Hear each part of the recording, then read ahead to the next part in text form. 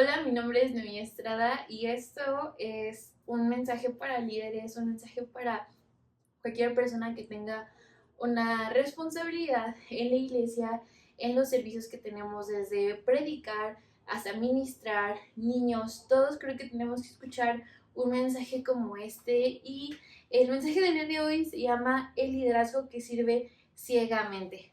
Eh, Vamos a orar rapidísimo para poder comenzar esta predicación. Entonces, Padre, gracias por este día, gracias por lo que vamos a escuchar el día de hoy. Te pedimos que todo sea tu voluntad, que aún Dios tú me des claridad en palabras y en discernimiento para saber qué decir, cómo decirlo y Dios que esa palabra pueda llegar no solamente a nuestros corazones sino a nuestro espíritu, que podamos cada día escuchar más cómo servir, cómo tener un corazón correcto ante el liderazgo y cómo saber que todo lo que hacemos es en adoración y es en servicio a tu nombre. Nos ponemos delante de ti en el nombre de Jesús. Amén. Bueno, pues bienvenidos. De nuevo repito el título, esto es el liderazgo que sirve ciegamente. Y antes de comenzar todo creo que es necesario leer la palabra de Dios, entonces vamos a ir a Hechos 9, capítulo 9, versículos del 10 al 19, y dice: había entonces en Damasco un discípulo llamado Ananías, a quien el Señor dijo en visión: Ananías. Y él respondió: heme aquí, Señor. Y el Señor le dijo: levántate y ve a la calle que se llama Derecha, y busca en casa de Judas a uno llamado Saulo de Tarso. Este no es Judas el que entregó a Jesús, ese ya no estaba viviendo en esa temporada, ¿verdad? Porque de aquí que él ora y ha visto una visión a un varón llamado Ananías, que entra y le pone las manos encima para que recobre la vista. Um, Versículo 13. Entonces Ananías respondió: Señor, he oído de muchos acerca de este hombre, cuántos males ha hecho a tus santos en Jerusalén. Y aún aquí tiene autoridad de los principales sacerdotes para prender a todos los que invocan tu nombre. El Señor le dijo: ve, porque instrumento escogido me es este para llevar mi nombre en presencia de los gentiles y de reyes y de los hijos de Israel, porque yo te mostraré cuánto le es necesario padecer por mi nombre. Fue entonces Ananías y entró en la casa y poniendo sobre él las manos dijo: hermano Saulo, el Señor Jesús que se te apareció en el camino por donde venías, me ha enviado para que recibas la vista y seas lleno del Espíritu Santo. Y al momento le cayeron de los ojos como escamas y recibió al instante la vista. Levantándose fue bautizado y habiendo tomado aliento recobró fuerzas y estuvo Saulo por algunos días con los discípulos que estaban en Damasco. Muchas veces predicamos de la vida de Pablo y de las cosas grandes que hizo Pablo y decimos: no, yo me identifico con Pedro, yo me identifico con Pablo, yo me identifico con Jesús. Algunos dicen: no, yo me identifico con Juan porque quiero tener un corazón muy cercano al de Cristo, y no está mal, creo que es bueno, creo que cada uno de ellos tienen una gran autoridad y han hecho muchas cosas por la iglesia. Sin embargo, me gusta mucho que la Biblia haya mencionado a Ananías. Ananías no es conocido en la Biblia por los grandes milagros que hizo, no es conocido por haber ido a predicar a tantas personas por toda Asia o por toda América o por todos lados. No, Ananías es conocido únicamente por ir a orar por Pablo. Y esto se me hace algo que como líderes tenemos que todo el tiempo estar considerando, que nuestro servicio va más allá de solamente que me vea bonito, que el sonido se escuche bien, que la cámara sí me apunte y que no se me esté yendo la ceja que se me movió. O sea, creo que hay tantas cosas en el servicio y en el liderazgo de hoy que nos hacen desenfocarnos de lo que realmente importa, que es la palabra de Dios. Algo que hizo aquí Ananías me llama mucho la atención, que lo primero que dijo fue: heme aquí. Pero Ananías sabemos que estaba dentro de la primera iglesia, todo era muy nuevo, personas iban, venían, había concilios, había dudas porque nadie sabía cómo llevar una iglesia. La iglesia no se veía como hoy la tenemos, al contrario, la estructura de la iglesia era más comunidades que se sentaban a comer y a compartir la palabra mientras comían. Era un formato muy diferente a la iglesia que hoy tenemos, pero lo que siempre estaba constante era la comunión de cada persona con Jesús, con el Espíritu Santo, que capítulos antes el Espíritu Santo ya había descendido sobre las personas, pero ahora los estaba guiando a, ve a predicar a esa persona, ve a esa ciudad, ve a abrir una iglesia de este lado. Hay tantas cosas que el Espíritu Santo nos ha llamado a hacer, que Ananías en específico le dijo, ve a orar por Saulo. Pablo ni siquiera había entendido realmente qué estaba pasando. Saulo, como dice, era una persona que iba a perseguir a la iglesia, iba a matar a cristianos, era su negocio, era un, lo dice más adelante, era judío de judíos, era maestro de maestros, era una persona que conocía muy bien la Torá, muy bien el Tanaj, entendía el contexto pasado, los macabeos, entendía toda la Biblia, todas las palabras de Dios, y aún así Jesús se encuentra con él. ¿Okay? Y al encontrarse con él, pues sabemos que queda ciego, y entonces quiero regresar a este punto siempre. La primera cosa que vamos a aprender el día de hoy es que el mover del espíritu no es cómodo. Me acuerdo que muchas veces mi abuelita recogía la casa, ¿no? Y yo siempre le preguntaba, ¿pero por qué tenemos que recoger la casa si no va a venir nadie, ¿no? Pero mi abuelita siempre me decía, pues no es como que tenga que venir alguien para que arregles tu casa, tienes que arreglar tu casa porque es tuya. Y muchas veces no la arreglamos porque estamos cansados o porque creemos que tiene que haber algo diferente o algo grande para que tengamos que hacerlo, pero al contrario, mientras más tú la ordenas, más le empiezas a agarrar como ese cariño.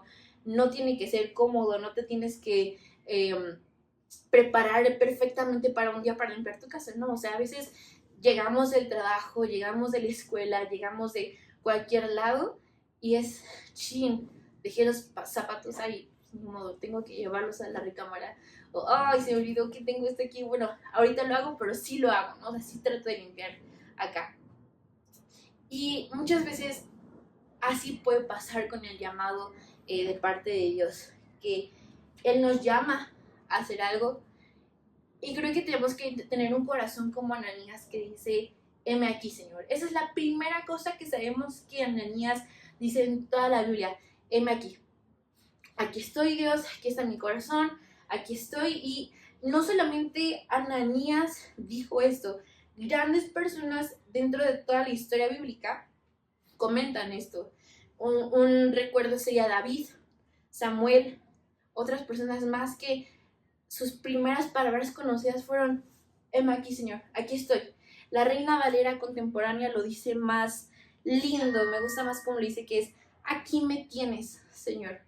Y creo que cada uno de nosotros como líderes en algún momento le dijo a Dios, heme aquí. En algún momento le dijo, pues Dios, si quieres, aquí estoy, si quieres que abra una iglesia, aquí estoy, si quieres que te sirva en este lado, aquí estoy. Y eso es lindo, es bueno, creo que es algo que el Espíritu Santo ha trabajado dentro de nosotros, pero creo que el Espíritu Santo nos llama a no solo quedarnos con esa primera cosa, sino así como Jesús le dijo a Ananías, fue, ve y ora por, ve y haz esto, ve y háblale a esta persona, ve y patrocina a esta persona que se va a ir a misiones, o no sé. Cada quien y cada uno de nosotros ha recibido una instrucción de parte del Espíritu Santo. Pero entonces, cuando decimos que sí a Dios, cuando le decimos que sí a Jesús, le estamos diciendo que sí a salir de nuestra zona de confort. La zona de confort que pues nos gusta mucho, ¿no? Nos gusta poder descansar, poder tener un lugar bonito, tener una oficina que sea bien, que le dé la luz, que le, no sé, que huela hasta bonito, ¿no? Pero el liderazgo no solamente es que nos sintamos cómodos o que la gente nos sirva. Al contrario, si tú decidiste ser líder, si tú dijiste que sí al liderazgo, familia, pues no podemos quedarnos solamente en que la gente nos sirva. Al decir que sí, decimos sí a servir a los demás. No importa si se ve de una manera esa persona, no importa si me cae mal esa persona, no importa si es aún ir a servir a otra iglesia que está delante de la mía, que me está robando mis ovejas. Creo que hemos confundido la parte del liderazgo con que me sirvan. Y eso es incorrecto. ¿Por qué? Porque Jesús nunca hizo eso. Jesús lo primero que hizo fue servir. Ananías sirvió a Dios aun cuando tenía dudas, y creo que es algo que tenemos que hacer como líderes de mucho tiempo, líderes recientes.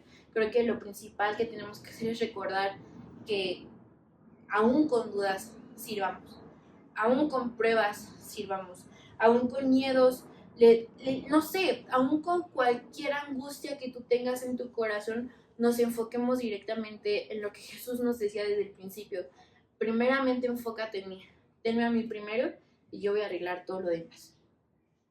Me gusta que Ananías no se queda callado y solamente va y dice, ok, Dios está bien, lo que tú quieras y va. No, al contrario, dice, Jesús, pero esta persona nos acechaba, esa persona hizo que muchos cristianos se murieran. ¿Quieres que vaya a orar por él? Y Jesús le dice, sí.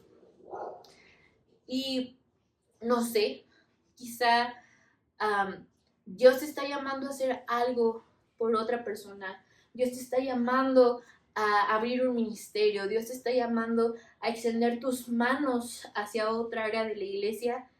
Y quizá tienes miedo, quizá tienes dudas, quizá crees que no vaya a ser cómodo, quizá ya tienes una trayectoria larga, pero Dios quiere que vayamos más allá. Quiere que vayamos a un paso muchísimo más largo que solamente a lo que ya tenemos hoy. Entonces, la incomodidad que sucede a la hora de tener un liderazgo es algo que purifica nuestro corazón. Creo que como líderes sabemos esta frase de al servir te das cuenta que eras tú el que más necesitaba algo, ¿no? Al dar siempre terminas recibiendo, al dar siempre terminas como, no sé, todos tenemos esta historia de que no, pues Dios me mandó una misión y fui a orar y la gente me recibió con más calidez y quizá todos tenemos esta historia de momentos en los que al haber dicho que sí, algo pasó en nuestro corazón, algo pasó en nuestra vida. Y la realidad es eso, que la incomodidad nos purifica. Santiago 1, versículos 2 al 4, nos habla de las pruebas y los frutos de las pruebas. Algo que es importante entender es que el liderazgo consigo mismo trae pruebas, trae retos, trae cosas que nos van a hacer crecer muchísimo más. Va a traer también consigo orgullo, ira, ansiedades, temas, inquietudes que si no recordamos siempre someternos a la palabra de Dios, puede ensuciar nuestro corazón y puede ser complicado rendirlas. Escuchaba recientemente del pastor Rodrigo en Huesos Secos que decía, pues muchas veces le pedimos a Dios cosas con las manos extendidas y cuando quiere quitárnoslo, cuando quiere que crezcamos de eso o cuando quiere que simplemente nos movamos muchísimo más allá, cerramos las manos y no dejamos que Dios haga algo. Y estas pruebas y estos problemas no son solamente cosas comunes, sino que así como cada uno de nosotros está llamado a servir, Dios nos va transformando cada día más y más como Él. Las pruebas no solo causan paciencia, dice Santiago, ¿no? O sea, nos causan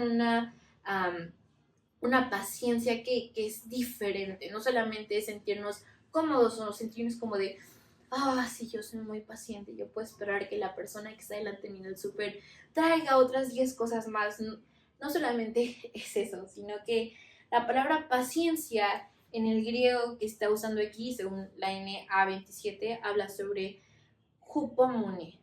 Hupomone es una palabra en griego que seguramente la han escuchado, que es resistencia o aguante alegre.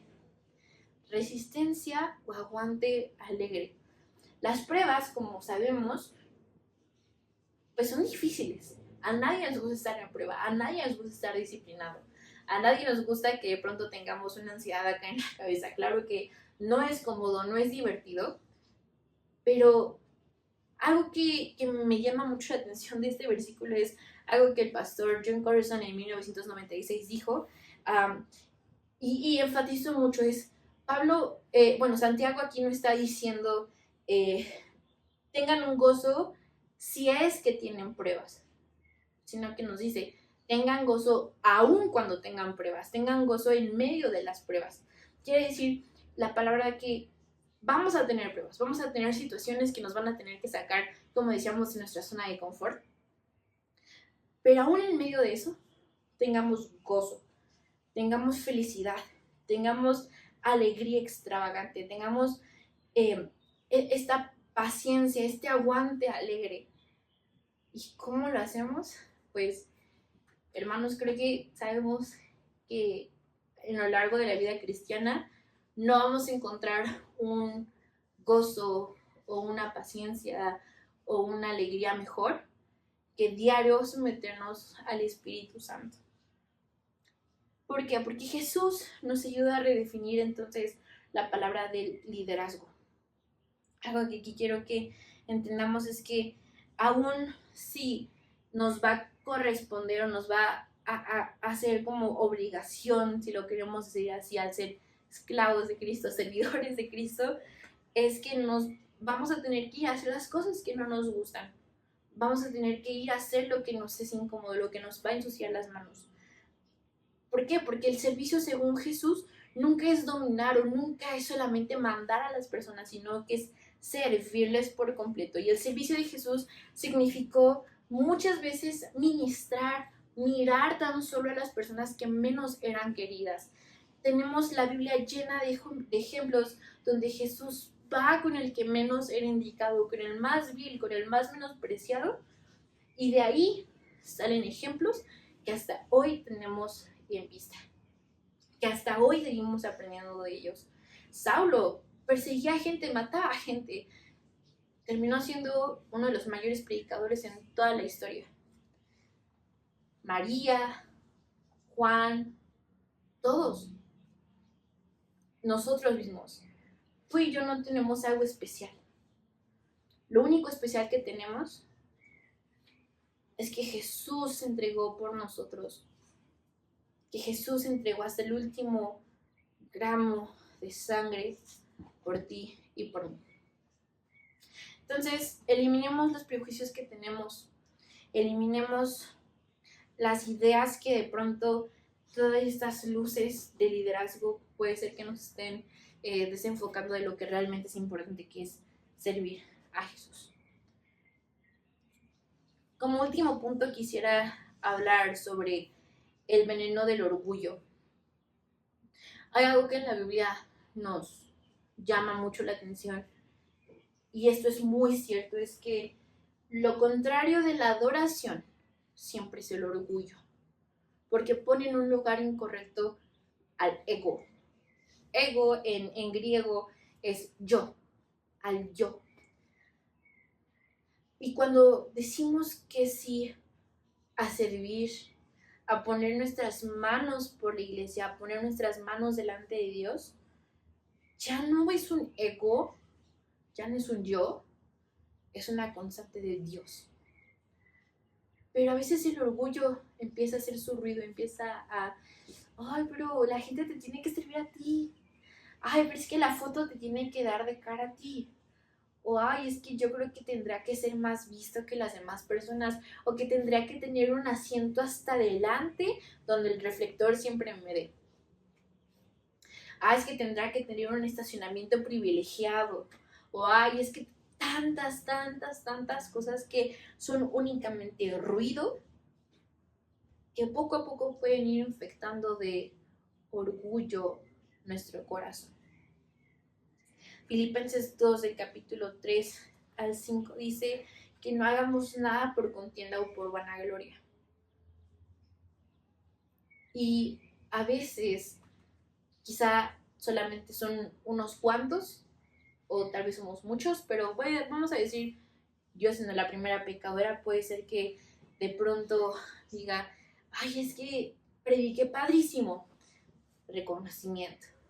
Ay, es que canté increíble en la alabanza, dirigí increíblemente este momento de adoración, me salió increíble este servicio, las luces se vieron padres, lo que sea. Reconocimiento, reconocimiento. Y claro que Dios está orgulloso de ti. Creo que fielmente creo que Dios dice, muy bien, te di talentos, te di dones, te di esta capacidad de hacer las cosas bien. Pero Pablo nos enseña constantemente, no es todo lo que yo pueda hacer, sino es lo que Jesús pudo hacer. No es tanto lo que yo pueda, más lo que Cristo pudo a través de mí. Lo que yo pude hacer gracias a que Cristo tuvo gracia de mí y extendió sus manos hacia mí. Creo que como iglesia tenemos que tener una constante de rendir nuestras coronas delante de Dios, rendir nuestro orgullo, nuestros reconocimientos y ofrecerlos a Dios, porque al final de cuentas todo lo que hacemos es por Él. Si hoy tenemos un papel de liderazgo, no es solamente para que nos vean más, es para que Dios sea glorificado en esto. El no hacer nada por contienda o por vanagloria es dejar de creer que lo hacemos por nosotros o que porque es nuestra responsabilidad, sino que hacemos esto porque Jesús fue el primero que lo hizo. Sirvo a los demás porque Jesús fue el primero que lo hizo. Y si nosotros como líderes no estamos practicando eso, ¿cómo queremos que la iglesia lo haga? Servimos a su iglesia, no nos servimos a nosotros mismos. Ezequiel 34, del versículo 2 al 4, dice que nos exhorta a no servirnos nunca a nosotros mismos. Y al decir que sea esto, decimos sí a fortalecer a su iglesia, sí a cuidar a su rebaño, sí a buscar a los perdidos, sí a seguir el ejemplo de Jesús. Nunca es servirnos a nosotros mismos. En el momento en el que tú y yo empecemos con estos rumores de orgullo, lo primero que tenemos que hacer es derechito, nos vamos a nuestro lugar, oramos, pedimos perdón y se lo entregamos a Dios. Recordemos que el orgullo es como un veneno.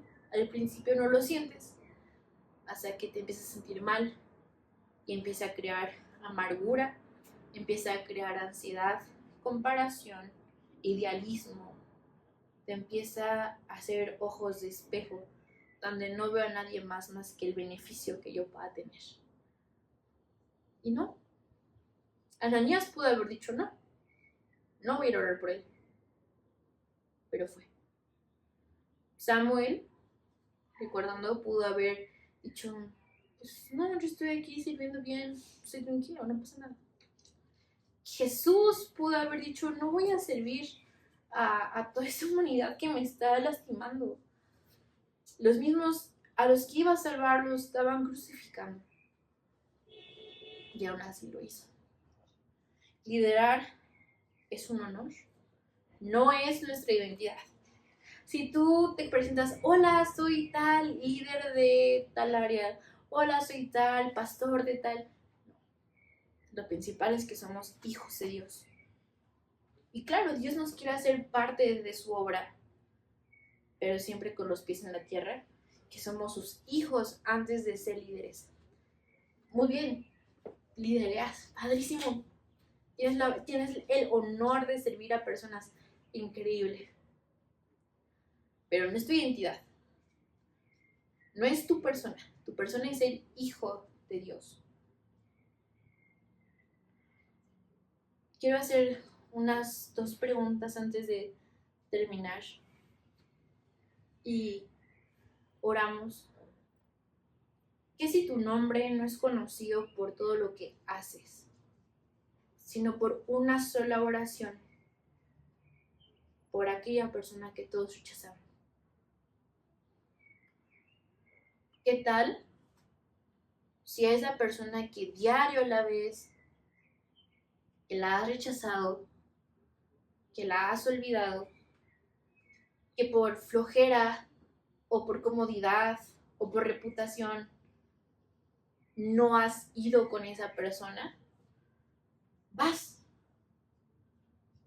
Tú no sabes si esa persona puede tener un plan de ser pastor, de ser misionero, de ser el próximo presidente, lo voy a exagerar, o lo que sea, pero no importa el futuro de esa persona, lo que importa es que tú vayas, que tú plantes una semilla, que tú vayas.